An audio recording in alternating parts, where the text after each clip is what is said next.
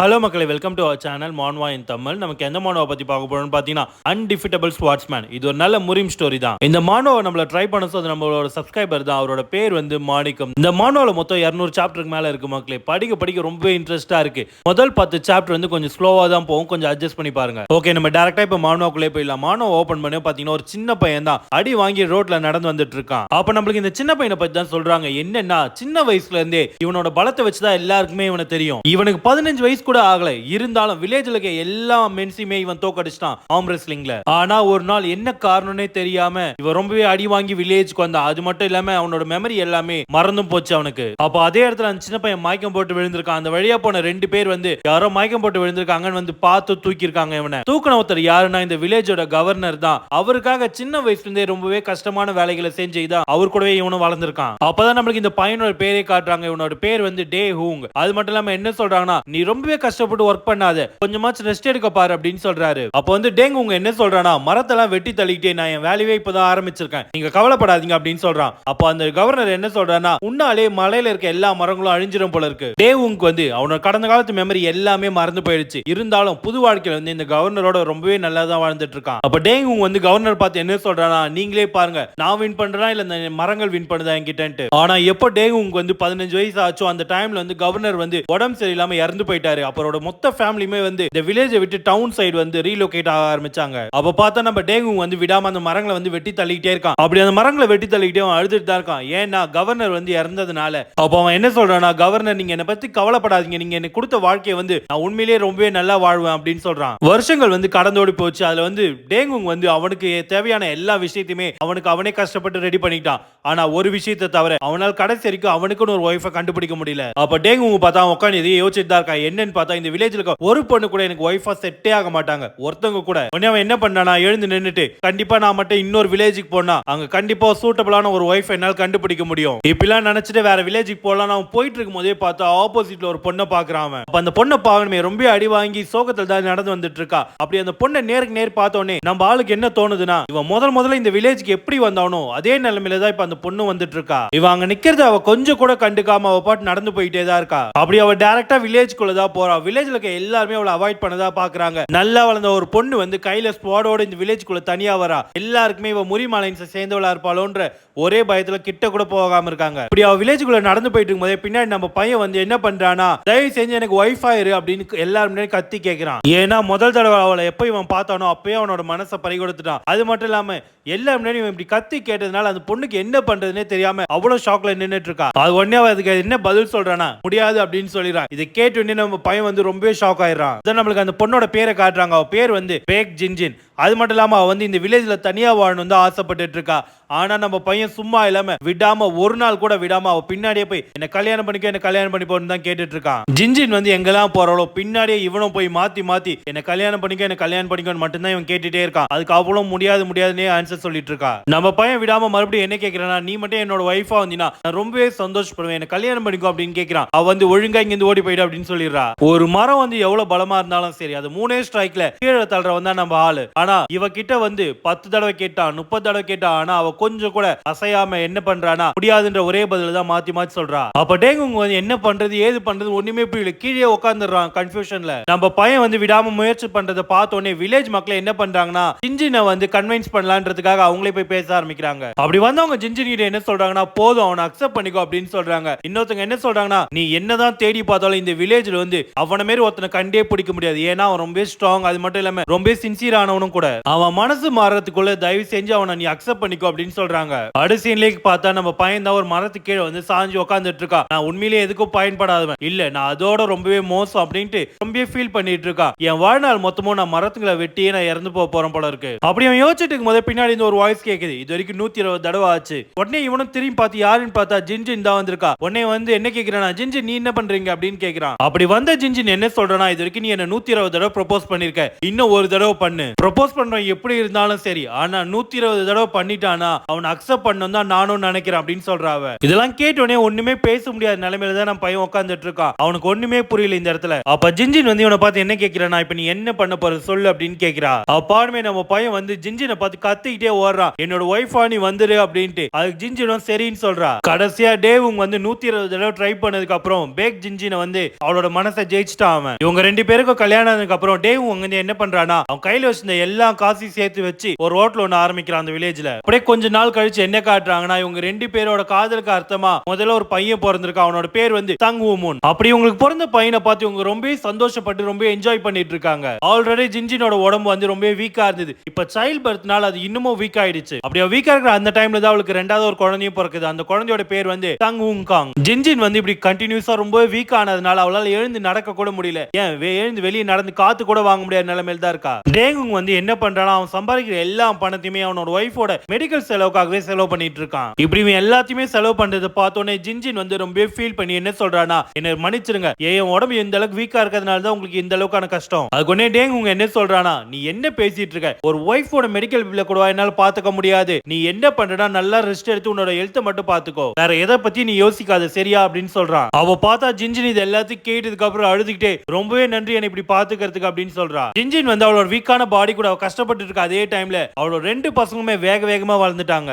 அதுலயும் முக்கியமா அவங்களோட முதல் பையன் வந்து அப்படியே பாக்கிறதுக்கு ஜின்ஜின் மாதிரியே தான் இருப்பா. அது மட்டும் இல்லாம அவன் ரொம்ப புத்திசாலியான பையனும் கூட. அப்ப அவங்களோட முதல் பையன் வந்து ஒரு மரத்து மேல ஏறி உட்கார்ந்துட்டு இருக்கான். அப்ப நம்ம டேங்குங் வந்து என்ன சொல்றானா, ஒழுங்கா கீழே இறங்கிட்டு அது ரொம்ப ஆபத்து அப்படின்னு சொல்றான். அதுக்கு சின்ன பையன் என்ன சொல்றானா, இது ஒன்னும் அந்த அளவுக்கு ஆபத்தானது கிடையாது, உங்களை மாதிரி ஃபேட்டான பீப்பிள் ஏறினாதான் அது ஆபத்து அப்படின்னு சொல்றான். இந்த சன் வூமுங் எப்படியாப்பட்ட ஒரு சின்ன பையன்னா, அவன் மனசுல எது படுதோ அதை அப்படியே நேரா பேசிடுவான். அப்படி அதை பேசினா மட்டும்தான் அவனுக்கு கொஞ்சம் நிம்மதியாவே இருக்கும். அப்ப நம்ம டேங்குங் என்ன புலம்பிட்டு இருக்கானா, இவன் பாக்கிறதுக்கு தான் அம்மா மாதிரி, ஆனா அவனோட பர்சனாலிட்டி வந்து கொஞ்சம் கூட அவள மாதிரி கிடையாது. இதெல்லாம் போய் அவன் ஜின்ஜின் கிட்ட சொல்லுவோம். ஜின்ஜின் வந்து என்ன சொல்றானா, எனக்கு உடம்பு சரியில்லாம இருந்திருந்தா நானும் அவன மாதிரி தான் இருந்திருப்பேன் அப்படின்னு சொல்றா. கொஞ்ச நாளுக்கு அப்புறம் சங் வூமுனை பார்த்தா அவன் ரொம்ப ஸ்ட்ராங்கா இருந்த பையன் வந்து கொஞ்சம் கொஞ்சமா அவங்க அம்மா மாதிரி வீக் ஆகிட்டே வரான். இப்படி இவன் நாளுக்கு நாள் வீக்கா இருந்த பார்த்தோன்னே அவனோட அப்பா வந்து என்ன கேட்கிறானா, ஏய் நீ நல்லா தானே இருக்க அப்படின்னு கேட்கிறான். அதுக்கு உடனே நம்ம சின்ன பையனும் நான் நல்லா தான் இருக்கேன் அப்படின்னு சொல்றான். அப்ப சங் வூனை பார்த்து அவனோட அப்பா என்ன நினைக்கிறானா, நல்லா ஓடி தெரிஞ்சு விளையாடிட்டு இருந்த பையன் எதனால திடீர்னு இந்த அளவுக்கு வீக் ஆகுறான், அது எனக்கு சுத்தமாவே புரியல. அப்படியே சீன்ல என்ன காட்டுறாங்கன்னா, இவங்களோட ரெண்டாவது பையனான சங் வூங் கான தான் காட்டுறாங்க.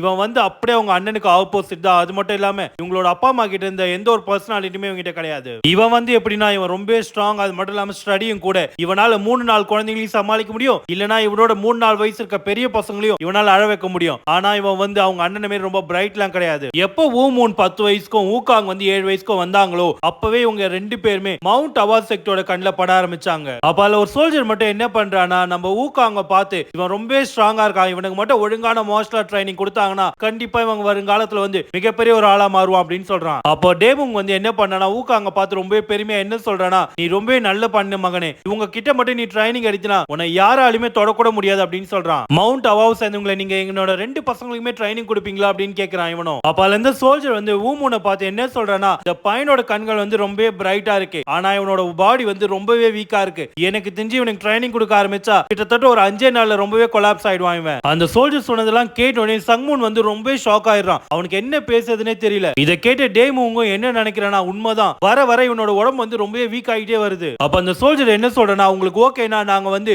ஊகாங்க மட்டும் கூட்டு போயிட்டு எங்க வழியில் நாங்க அவனை வளர்க்குறோம் அப்படின்னு சொல்றாங்க. இதெல்லாம் கேட்ட உடனே வூமுங் வந்து ரொம்ப சோகமாயிடுறான். அப்ப இவனோட அப்பாவும் சரி அவனோட தம்பியும் சரி இவனை தான் சோகமா பார்த்துட்டு இருக்காங்க. அடுத்த சீன்ல என்ன காட்டுறான்னா, நம்ம ஊகாங் வந்து அந்த சோல்ஜர்ஸ் கூட கிளம்பி போறான். அப்படி போகும்போதே அப்பா நான் சீக்கிரமா வந்துடுறேன், அண்ணா நான் சீக்கிரமா வந்துடுறேன், பத்திரமா இருங்க அப்படின்னு சொல்றான். உடனே இவங்களும் பார்த்து போயிட்டு வாடா அப்படின்னு சொல்லி அனுப்புறாங்க. சங் ஊகாங் வந்து அவங்க கூட போறத பார்த்து அப்பாவும் அவனோட அண்ணனும் ரொம்ப சோகமா நின்று பார்த்துட்டு தான் இருக்காங்க. ஊமுனோட உடம்பு வந்து கொஞ்சம் கொஞ்சமா வீக் ஆயிட்டே இருக்கு. அவனோட இதயம் ஆசைப்படுற எந்த ஒரு விஷயத்தையுமே அவனால் பண்ணவே முடியல. அப்படி இருந்து கூட அவன் யாருமே எந்த ஒரு குறையும் சொல்லல. இந்த சின்ன வயசுல அவனால எவ்வளவு உடம்பு முடியாம போனாலும் அவனோட அப்பா அம்மாக்கு தெரியாம தான் எல்லாத்தையும் பார்த்துக்கிட்டான். ஏன்னா அவங்க கஷ்டப்படக்கூடாதுன்ட்டு. ஏற்கனவே அவங்க அம்மா வந்து உடம்பு முடியாம இருக்கிறதுனால அவங்கள தான் ரொம்பவே கேர் பண்ணிக்கிறான் இவனும். காட்டணும். அவனோட அப்பியரன்ஸை எப்பவுமே வீக்கா இருக்கிற மாதிரி அவன் காட்டிக்க விரும்பவே மாட்டான். நம்மளோட ஊமூனும் சரி ஊக்காவும் சரி சின்ன வயசுல இருந்தே மவுண்ட் அவாவோட கதைகளை கேட்டுதான் வளர்ந்தானுங்க. இப்போ நேர்ல ஒரு ஆப்பர்ச்சுனிட்டி கிடைக்கிறதுனா அது ரொம்ப கஷ்டமான விஷயம். அப்படி கிடைச்ச ஆப்பர்ச்சுனிட்டி இப்ப அவன் கையை விட்டு போச்சு. அப்படி இவன் அமைதியா நிக்கிறத பார்த்தோன்னே அப்பா என்ன கேட்கிறானா, நீ ரொம்ப வருத்தப்படுறியாடா இந்த விஷயத்துக்கு அப்படின்னு கேட்கிறாரு. அது உடனே ஊமூன் என்ன சொல்றான், இல்லப்பா நான் நல்லா தான் இருக்கேன், நான் இப்ப போய் தூங்க போறேன் அப்படின்னு சொல்றான். அப்ப பார்த்தா ஊமூன் வந்து அவனோட ரூம்குள்ள போய் உட்காந்துக்கிட்டு, நான் ஏன் மத்தவங்க கூட கம்பேர் பண்ணும்போது இந்த அளவுக்கு வீக்கா இருக்கேன், நான் எந்த ஒரு விஷயத்துக்காக இவ்வளவு கஷ்டப்பட்டு இருக்கேன், அது மட்டும் இல்லாம மவுண்ட் அவாஸ் இந்த மார்ஷல் ஆர்ட்ஸ் வந்து எதனால என்ன செலக்ட் பண்ணல அப்படின்னு உட்காந்து அழுதுட்டு தான் இருக்கான். இந்த நாள் தான் ரெண்டு அண்ணன் தம்பியோட மொத்த விதியுமே மாத்தின நாள். அப்ப பார்த்தா நடந்த எல்லா விஷயத்தையும் வந்து டேமுங் வந்து ஜின்ஜின் கிட்ட போய் சொல்றான். அதுக்கு ஜின்ஜின் என்ன சொல்றானா, நான் ரொம்பவே வருத்தப்படுறேன், ஏன்னா முரீம் வந்து ஒன்னும் சொர்க்கம் கிடையாது, அது ரொம்ப மோசமான இடம். டேமுங் உடனே என்ன சொல்றானா, நீ அந்த விஷயத்தையே மறந்துரு, ஊமூன் வந்து அங்க போகணும்னு ஆசைப்படுறானா நம்மளால அதை தடுக்க முடியாது. ஜின்ஜின் அதுக்கு என்ன சொல்றானா, என்னோட பசங்களை வந்து நான் ஒரு நார்மலான பசங்களா வளர்க்கணும் தான் ஆசைப்பட்டேன், இப்போ என்னோட ரெண்டாவது பையன் வந்து ஆல்ரெடி மவுண்ட் அவா கூட போயிட்டான், இப்போ என்னோட மூத்த பையன் வந்து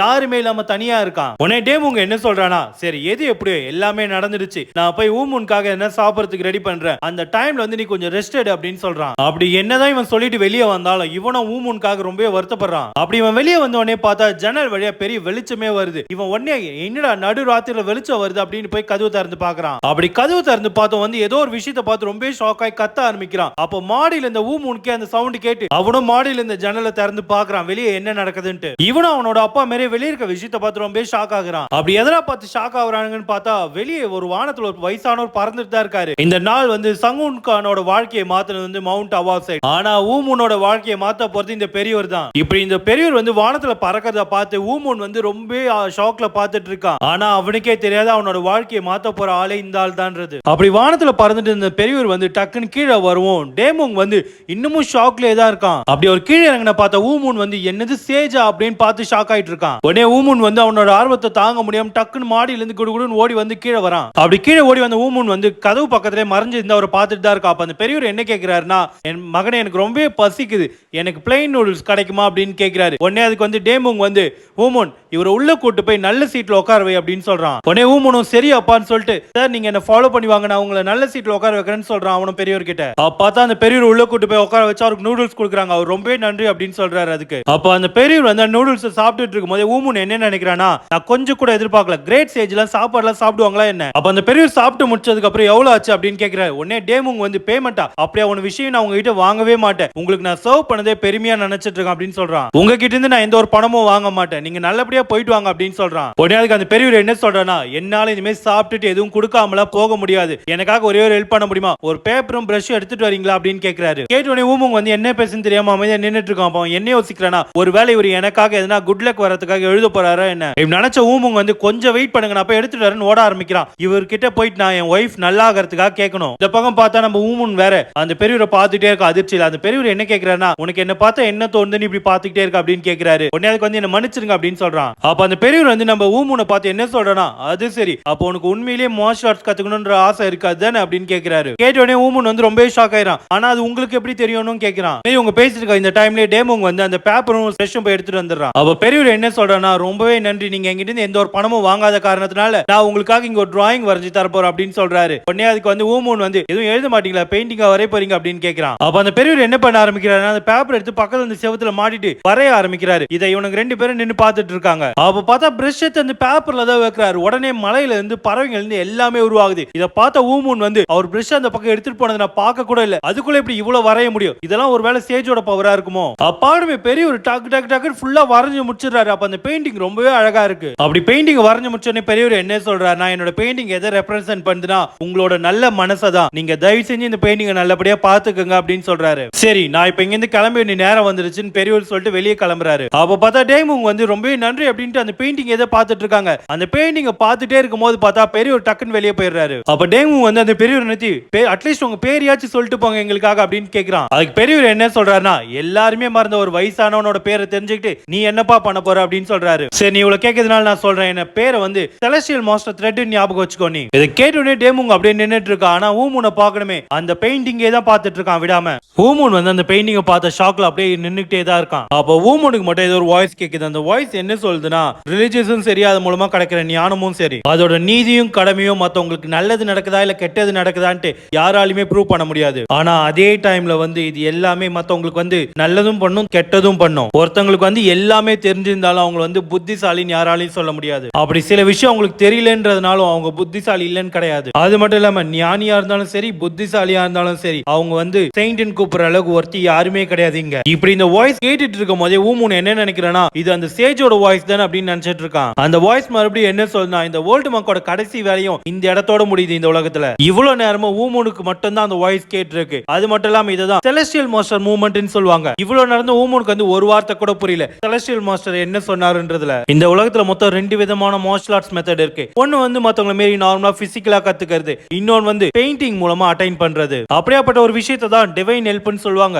அது மட்டும் இல்லாம அந்த ஸ்வார்ட்மேன்ஷிப் வந்து எவன் அண்ட் எர்த்னு சொல்லுவாங்க. அப்படியாப்பட்ட ஒரு விஷயத்துல தான் இப்ப ஊமுன் வந்து மூழ்கி இருக்கான். ஊமுன் வந்து கொஞ்சம் கூட அசையாம அந்த பெயிண்டிங்கே பார்த்துட்டு இருக்கோம். அவனோட அப்பா வந்து ஊமுன் உனக்கு என்ன ஆச்சு அப்படின்னு கேக்குறான். அதுக்கு ஊமுன் என்ன சொல்றானா, அப்பா இந்த பெயிண்டிங் வந்து உயிரோடவும் நகரவும் செய்யுது அப்படின்னு சொல்றான். கேட்டோனே அவனோட அப்பா என்ன சொல்றானா, என்னடா பைத்தியக்காரத்தனமா பேசிட்டு இருக்க, அமைதியாயிரு அப்படின்னு. இதெல்லாம் எதுவுமே காதுல வாங்காம ஊமுன் வந்து அந்த பெயிண்டிங்கை தான் பார்த்துட்டு இருக்கான். அந்த நாளுக்கு அப்புறம் ஊமுன் வந்து டெய்லியுமே சரி அந்த பெயிண்டிங் முன்னாடி நின்னுட்டு அந்த பெயிண்டிங்கே தான் பார்த்துட்டு இருக்கான். இப்படி பார்த்துட்டு இருந்தே அவனுக்கு வந்து 20 வயசு ஆயிடுச்சு இப்போ. அது மட்டும் இல்லாம ஊமுன் வந்து பழையபடி ஸ்ட்ராங்காவும் ஆயிட்டான். கிட்டத்தட்ட 10 வருஷம் அந்த பெயிண்டிங் மூலமாவே அவன் ஸ்வார்ட்மேன்ஷிப்பை கத்துட்டு இருந்திருக்கான். இப்ப கூட அவன் அந்த பெயிண்டிங் முன்னாடி அசையாம அந்த பெயிண்டிங்கே தான் பார்த்துட்டு இருக்கான். இதை பார்த்து காண்டான அவனோட அப்பா வந்து மறுபடியும் தலையிலே அடிச்சு, நான் எத்தனை தடவை தான் மறுபடியும் கூப்பிட்டுட்டே இருக்க முடியும். அதுக்கு ஊமுன் என்ன சொல்றானா, அப்பா வலிக்குது நிறுத்துங்க அப்படின்னு சொல்றான். அதுக்கு அவனோட அப்பா என்ன சொல்றானா, முட்டாள் உனக்கு எவ்வளவு தைரியம் தான் என்கிட்ட வாய்ஸ் ரைஸ் பண்ணு அப்படின்னு கேட்கிறாரு. ஊமுன் வந்து இவ்வளவு அடி வாங்கி கூட என்ன பண்றானா, மறுபடியும் அந்த பெயிண்டிங்கே தான் பாக்குறான். இதை பார்த்தவனோட அப்பா வந்து என்ன சொல்றானா,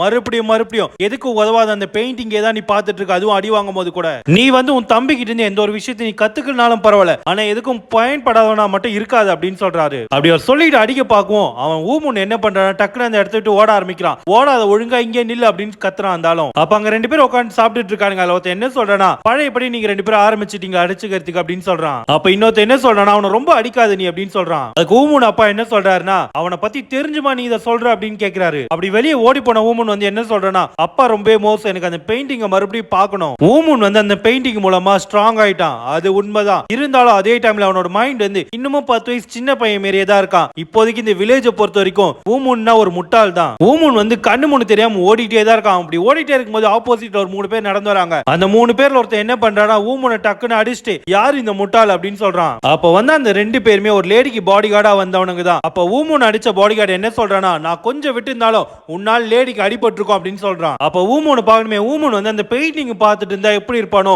அதே மாதிரி ஒரு மனநிலையில தான் இருக்கான். அப்ப கூட வந்து 2 பாடி கார்டுமே இவன் எதை தான் வேடிக்கை பார்த்துட்டு இருக்கான், டேய் முட்டாள் எழுந்துரு அப்படின்னு சொல்றானுங்க. இது எல்லாத்தையுமே பின்னாடி நிக்கிற அந்த பொண்ணு வந்து பார்த்துட்டு தான் இருக்கா. அப்படி இதோடவே இந்த சாப்டர் முடியுது மக்களே. உங்களுக்கு இந்த மானுவா பிடிச்சிருந்தா எனக்கு கமெண்ட் மட்டும் பண்ணுங்க. நாளையில இருந்து மினிமமா 30 to 40 மினிட்ஸ் ஆன டியூரேஷன்ல இந்த மானுவா நான் போடுறேன். அப்படியே கொஞ்சம் மறக்காம நம்ம சேனலை ஃபாலோ பண்ணி சப்ஸ்கிரைப் பண்ணிங்க மக்களே. அப்பதான் இதே மாதிரி இன்ட்ரெஸ்டிங்கான வீடியோஸ் உங்களுக்கு வந்துகிட்டே இருக்கும்.